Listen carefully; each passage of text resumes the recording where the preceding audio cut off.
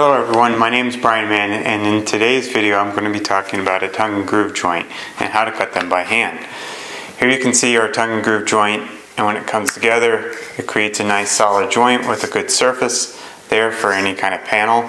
You'll see them in hardwood floors and in closet lining material and many other panels that you would create for woodworking projects. I'm going to be talking about using a hand plane to cut these, and here you can see that this hand plane has a fence and the board will ride along the fence, and what we'll do is we'll cut either the tongue or the groove with the fence in that current location, and then we'll flip this around and cut the opposite. So let's give this a try.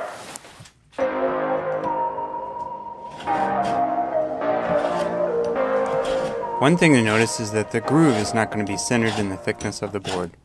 That's because this plane is set up to cut a 3/4 inch thick board, whereas I have a 7/8 inch thick board. This is a common challenge, and I'll show you how to fix it.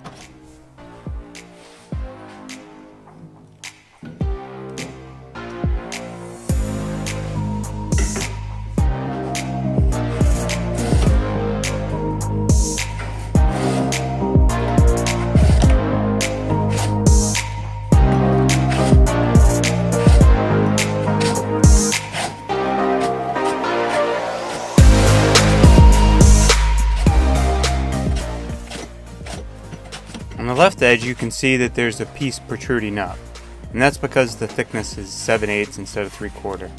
But to fix this, we grab the board that we just cut and we grab our shoulder plane and we use that to trim down the edge.